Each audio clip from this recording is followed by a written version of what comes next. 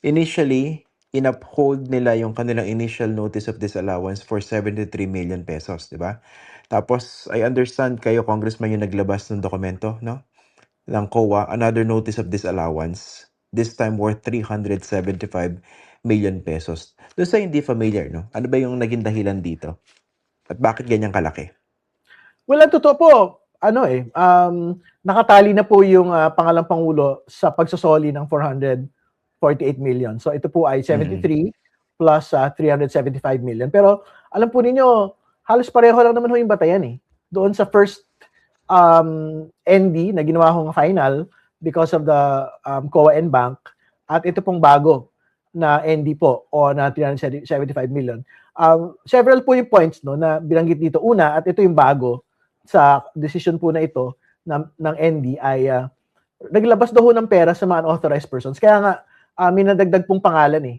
Dito po sa listahan po ng pinagsusoli ng pera si Colonel Dante La Chica. Kasi sa kanya po supposedly dinirect ni Vice President yung pong pagbibigay po nito pong mga pera po na ito imbis na sa mga authorized officers, no? Katulad ng Special SDO Disbursement Officer. Pangalawa, yung pong 62 million in rewards na pinamigay, wala daw hong documentation, no? So, kumbaga kulang-kulang po yung justification nila. Bakit ho naglabas ng ganyan pong kalaking pera? No? Pangatlo, almost 200 million po yung ginastos for supplies, no? Pero yung pong documentation po nila dito ay acknowledgement receipts lang. Hindi sila nagbigay ng official receipts, no? So, at marami pa iba, katulad nung meron mga prohibited reimbursements po over the use of this such a huge amount of confidential funds, no? So, tingin ko in its entirety, talagang pinagbawalan po ng COA ito pong 375 million in confidential funds over 3/4 of 2023. Tapos yung 73 million that covered yung latter part ng 2022. Okay. Pero dito, no, dahil ang establish naman dito is probable cause, uubra bang justification or palusot yung sasabihin na, teka, may proseso pa sa COA. So I understand dito sa ND, Notice of Disallowance for 375 million, they have 6 months, no? To contest and to provide additional evidence or documentation to prove that this amount was spent properly. So yun nga, uubra bang dahilan yun? Teka, hindi pa tapos yung proseso sa COA eh. Ang totoo po, nakatali na sila for both amounts eh. For the entirety of 448 million. Kasi nga, ang nakalagay naman ho doon sa ND eh. Unless they appeal, they have to settle the amount already.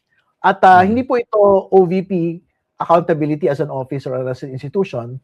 This is a personal liability of the Vice President and the other OVP officials. Ibig sabihin, sa sarili nila pong pera, kukunin ito pong pagbabayad na ito. Kaya nga, I think that is a proper characterization sa bagay po na ito. Nag-attain na ho ng finality, yung 73 million, yun talagang kailangan na ho nilang bayaran yun. No? Pero pangalawa, kahit ito pong 375 million, there is an order to settle the amount already. Hindi ba? Unless they will appeal within 6 months. No? So, yan po yung current status niyan as of today. Nabanggit dito si Colonel La Chica, no? Lumutang na rin naman yung pangalan niya before dun sa previous hearing ng House Committee on Good Government. At this stage, no, dahil impeachment hearings naman yung pinag-uusapan natin dito, kailangan ba ipatawag yan or pwede ba ipatawag yan or not necessarily? You wait until the trial kung dumating man yun. Actually, na-adapt naman na po yung mga proceedings po ng Good Government Committee, no? Kung saan ho siya nabanggit. And kung ano ho yung mga orders, for example, na supposedly binigay po ng pangalan ng Pangulo sa kanya.